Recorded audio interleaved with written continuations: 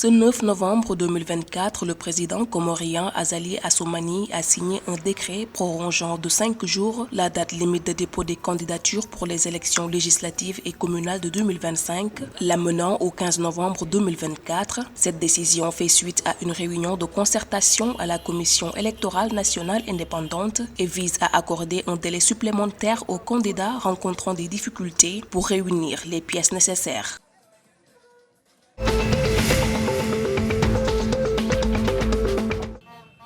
À Maurice, les élections législatives anticipées du 10 novembre 2024 ont donné vainqueur sans appel l'Alliance du changement, dirigée par l'ancien Premier ministre Navin Ramgoolam, après une campagne dominée par des préoccupations économiques et politiques. Selon les chiffres officiels, l'Alliance du changement a remporté les 3 sièges dans chacune des 20 circonscriptions, portant ainsi un 60-0 historique contre le mouvement socialiste militant porté par le Premier ministre sortant, Pravind Kumar Jugnauth, qui a admis lundi 11 novembre 2024 sa défaite aux élections législatives. À noter qu'il s'agit du 3e 60-0 dans l'histoire politique de Maurice, après ceux de 1982 et de 1995.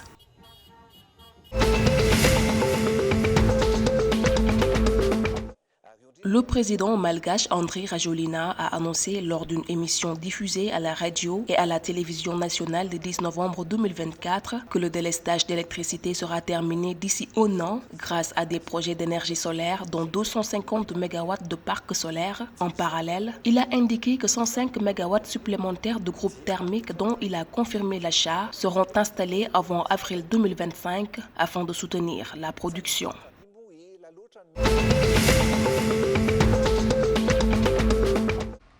Aux Seychelles, ce samedi 9 novembre 2024, un groupe de manifestants dirigé par Ralph Volseré, rédacteur en chef du Seychelles Independent Newspaper, a défilé à Victoria, capitale du pays, pour protester contre un projet hôtelier sur l'île d'Assomption, située à environ 800 km au sud-ouest de l'île principale de Mahé. Ils exigent la suspension du projet jusqu'à la publication complète de l'étude d'impact environnemental, accusant des conflits d'intérêts dans l'évaluation. Ce projet, porté par un promoteur qatari, en l'occurrence Assets Development Company, prévoit la construction de 37 villas de luxe et 4 restaurants, mais suscite des inquiétudes sur son impact environnemental sur l'atoll d'Aldabra, classé au patrimoine mondial de l'UNESCO.